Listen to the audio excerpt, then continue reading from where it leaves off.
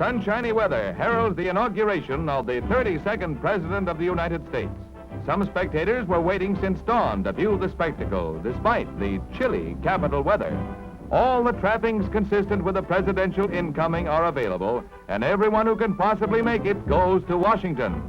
Leaving Blair House, the Trumans and Vice President Barkley are greeted by an enthusiastic crowd as they start down the mile-long stretch of Pennsylvania Avenue leading from the White House to the Capitol building. People hang from the rafters to attend this democratic unveiling of the Truman Fair Deal policy.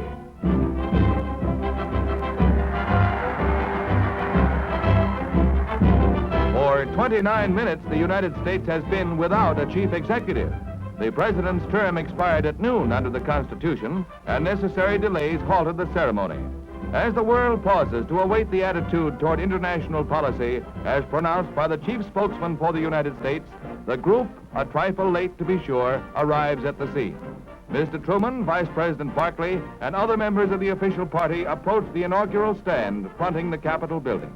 This is a new page in American history, and the audience attends in silent reverence as the sacred oath of office is administered by Chief Justice Fred M. Vinson. You, Harry S. Truman, do solemnly swear. I, Harry S. Truman, do solemnly swear. You will faithfully execute the office of President of the United States. That I will faithfully execute the office of President of the United States. And will, to the best of your ability. And will, to the best of my ability. Preserve, protect, and defend the Constitution of the United States. Preserve, protect, and defend the Constitution of the United States. So help you God. So help me God.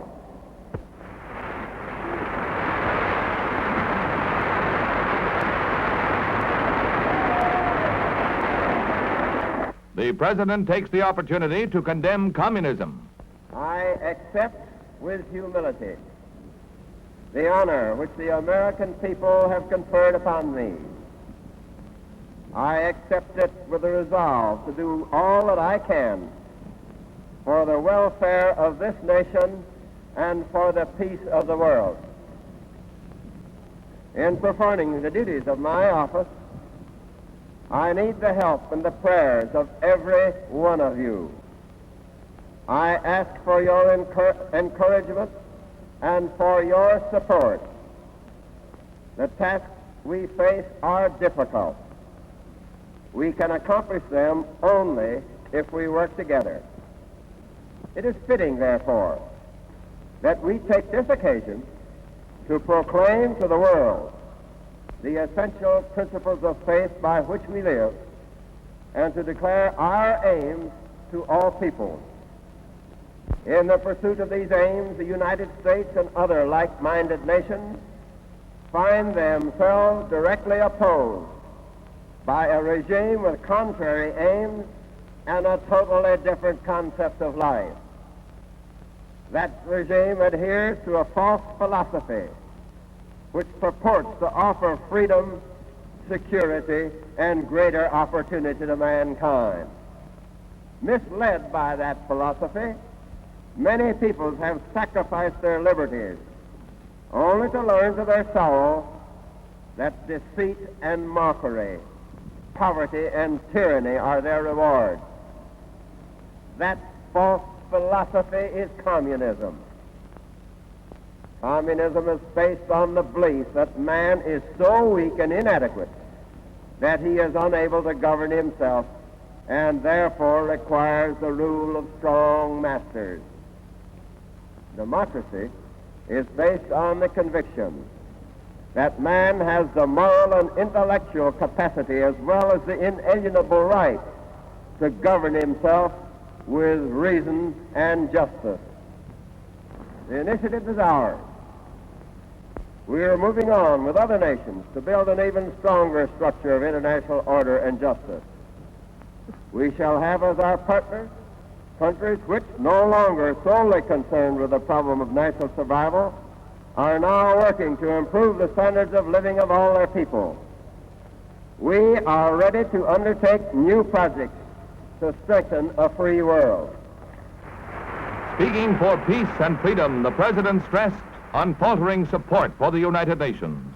a program for world economic recovery and increased world trade, strengthening of peace-loving nations against aggression through such treaties as the North Atlantic Agreement and the Western Hemisphere Pact, and making United States scientific and industrial progress available to other free peoples who are now living in conditions approaching misery.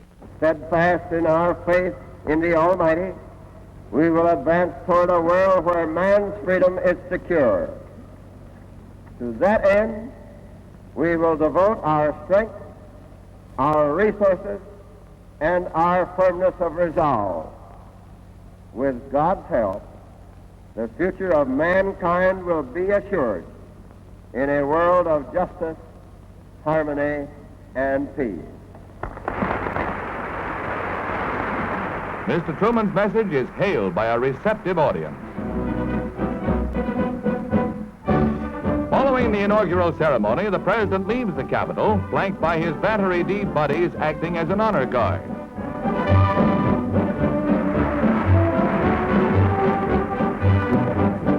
Upwards of 1 million Washington residents and visitors see Harry Truman's triumphal procession with Vice President Barkley to the White House reviewing stand. This is Harry Truman's day, the day of the political underdog, the day of a man who, through grim courage, rallied a free nation behind him at the polls. From trim West Pointers on, every branch of service is in the line of march to do him honor.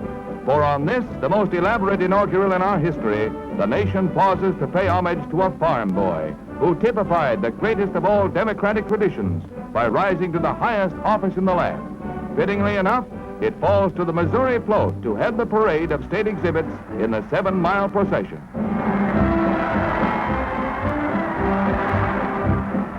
Campaign enmities are forgotten as Dixiecrat states send their floats to honor the leader of their party. America has a new president, its 32nd. Elected in the tradition of a free people, the might of America, its resources, its hopes and confidence lie behind their choice. This is the way of democracy. This is the way of a people who won their freedom the hard way. It is the way of a people who will put their trust in Harry S. Truman and Alben Barkley in the 4 years to come.